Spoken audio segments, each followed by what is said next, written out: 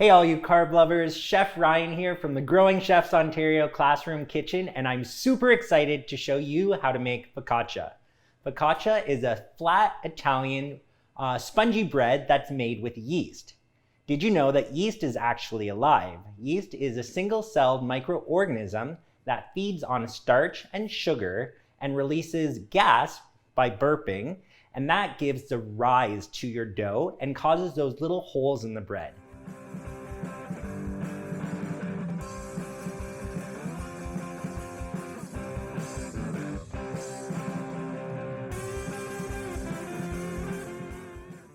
So to start this recipe, we're going to use 3 cups of warm water. Think sort of bath water. To activate our yeast, we're going to feed it a teaspoon of sugar and 2 tablespoons of the yeast. So the yeast is going to start to eat up that sugar, and it's going to start what we call the blooming process. So it's going to start to rise to the surface of the water, and it's going to froth and foam and bubble. So we'll take a look and see what happens.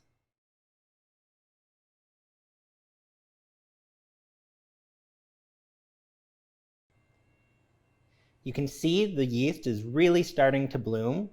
We're going to look for a little bit more action, and then we're going to add in the rest of our ingredients. No matter how many times I watch this, I still think it's super exciting to see.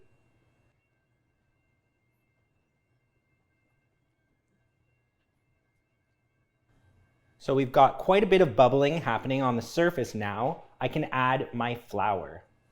I'm going to mix in the flour, the olive oil, and salt with a spoon until it's too hard for me to mix, and then I'm going to switch to my hands. My flour, my salt, and my olive oil.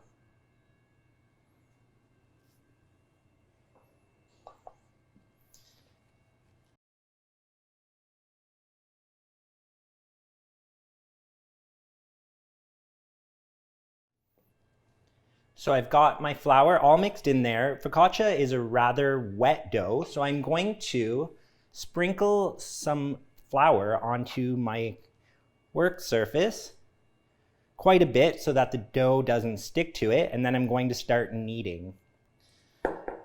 By kneading the bread, I'm going to strengthen the gluten and give us that really nice spongy dough. You'll want to knead for about 5 to 7 minutes. Make sure you flour your hands so that the dough doesn't stick to your hands as well. So I'm pulling the dough back and pushing it forward. Don't be afraid to add lots more flour. Get your hands in there. This bread is perfectly imperfect. If you have a bench scraper, that really helps with the process of getting all of that flour worked into your dough. So you're going to keep working it until it's nice and smooth and elastic.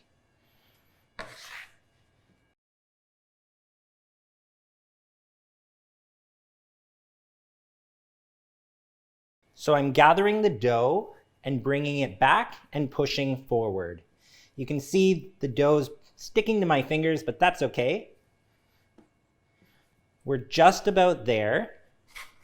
And then we're going to put our dough in a very well-oiled bowl and let it rise for an hour in a nice warm spot.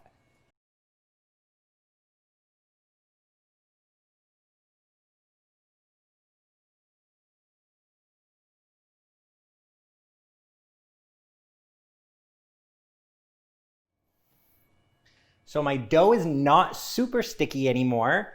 I've kneaded it for about 7 minutes. So now I'm going to put it in my well-slicked bowl.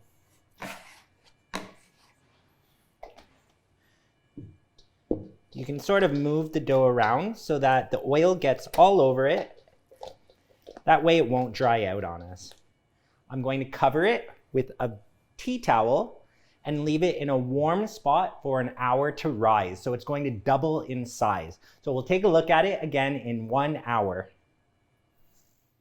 Our dough has been proofing for 1 hour. Let's take a look and see how it's doing. You can see it's almost tripled in volume. So now I'm going to knock out all of the air and then transfer it to a baking sheet and let it rise or proof for another 45 minutes to an hour. So to knock out the air, I like to pinch one side and bring it to the center. You can see it deflating there. I'll gather it together, flip it over, and then transfer it to my baking sheet. I have a parchment lined baking sheet so that it doesn't weld itself to the baking sheet while it's baking.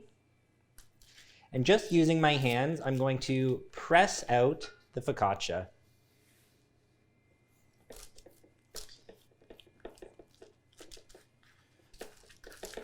I like to make my focaccia in sort of an oval shape, but you can go all the way to the edge of the pan if you'd like for a more thin bread.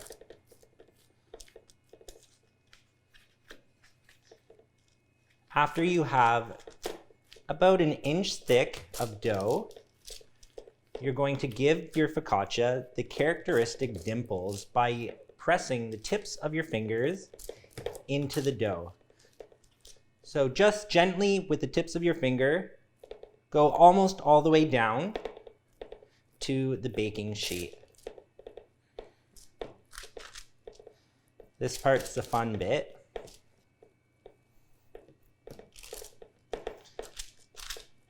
Once you have the dimples all over, you're going to take some more olive oil and just drizzle the top.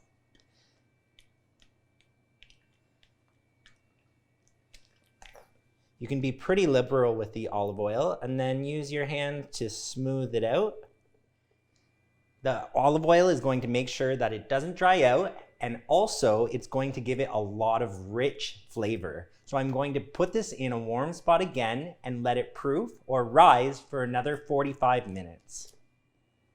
After our second rise, you can see our focaccia is lovely and bubbly. It's full of all of those nooks and crannies. At this point, you can get as creative as you want.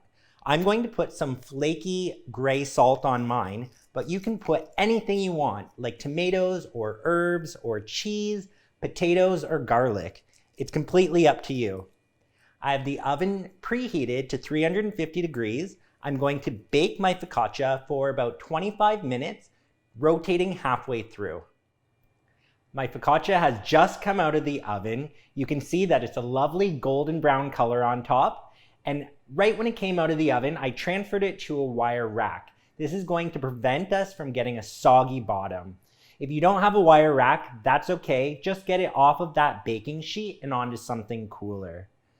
This bread makes a great sandwich bread. You can dip it in olive oil and balsamic vinegar or eat it just as it is as a snack. Our classic focaccia.